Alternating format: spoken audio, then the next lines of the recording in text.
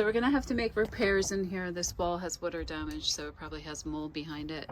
So Tom unscrewed the valance, removed the valance, took the wiring off.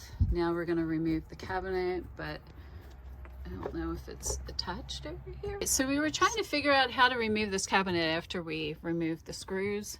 So we're thinking, you know, it's got the support under it. We take the screws out and then we can pull it out. Well, that's not the case. So Tom got up in there, moved the side panel, and this is what's on the inside here. So just wanted to show you that if you try to remodel or you need to remove something to fix a wall and you got to remove the cabinet, that this is what you can find inside.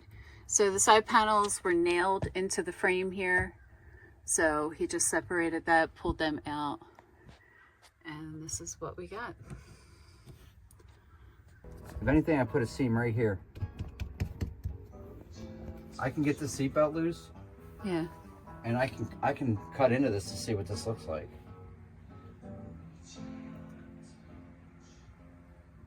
You know, I don't necessarily have to go up there because they sealed. That's only leaking because of the gasket. Mm-hmm. It's this right here. I mean, I could draw a straight line and go from here. So we were told that this windshield had been resealed, and I didn't do my due diligence and check to see if it actually had. I thought the guy was nice enough that he wouldn't lie, and I don't think that he lied. I think they just did a poor job, and he was probably he probably didn't know either. So we came here today. We had a nice windstorm or rainstorm, and we thought perfect time to see if we've got any leaks, and lo and behold, the front windshield is leaking all over the dash. So this was very upsetting. So we're pulling the front of the unit apart so that we can get to where the seal is separated from the body. And the only way to do this right is to remove that front cover that Terry's underneath of right now. Yep, it's all open. So we're getting ready to pull this off so we can get a look at the seal. Hopefully we can separate it and get it back into place and seal it up.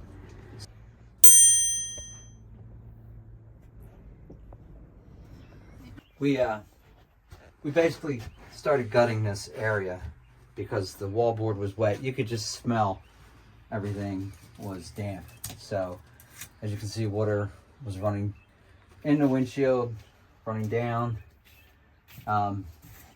It just making a mess.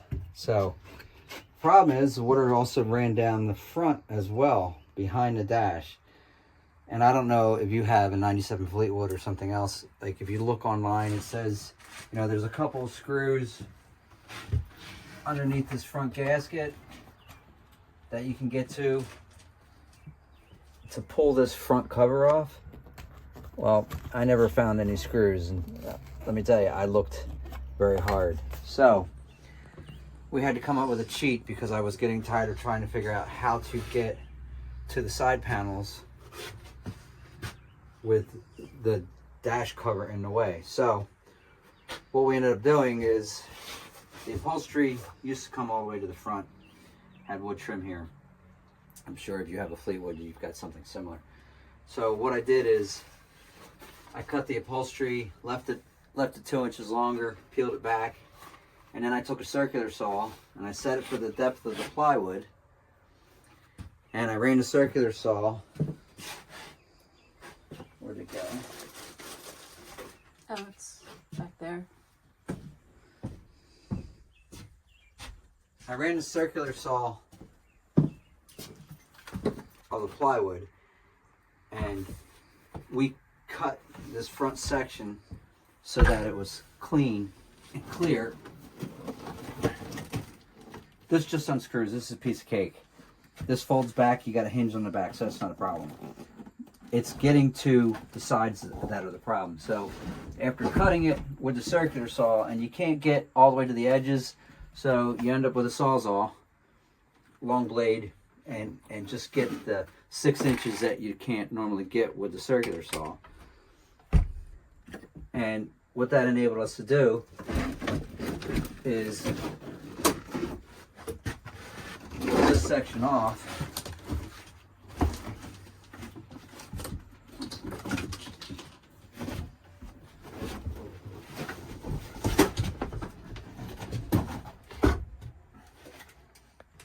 It's intact. We'll be able to reupholster this and actually put a joint right here. We can do whatever color we want now. Which opens you up all the way across the front. Let me slide this out of the way. Peek. With this out, you can actually get into this piece of trim right here, which has been soaked. Get that out of the way too, and that'll be hidden behind your dash. You can replace this whole piece in one section. It'll look uniform. And as you can see right here, the damage stopped at a certain point. I mean, we're not trying to replace all of the wallboard in here. We want to just contain the damage for now, and then maybe next year we'll go a little bit further with it. But right now, what we're doing is we're going to put a joint here. We're going to seam this. We'll put new plywood all the way to the front around the window and up underneath the dash. This will be a new piece. It'll be a different color probably. We'll put a joint here in front of the window, which will create a change of space. So we're going to end up changing the color of the cab, which will give us some definition, and then it'll kind of make it look like a whole different room once this is done. You can see from water coming in what it's done to the aluminum. So we'll clean all this up. We're trying to be as careful as possible not to destroy the foam. We'll have to do some patchwork on it, which for this, I'll probably take some spray foam, fill the hole in, and then just trim it off with a saw to fill the cavities in, anything big. But as you can see, we had considerable amount of water damage.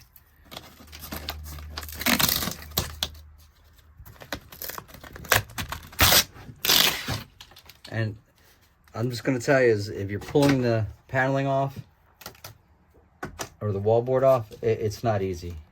Terry worked with a utility tool for an hour just to get this off without destroying the plywood. So I mean, it's a lot of work. In the long run, we think it'll be worth it.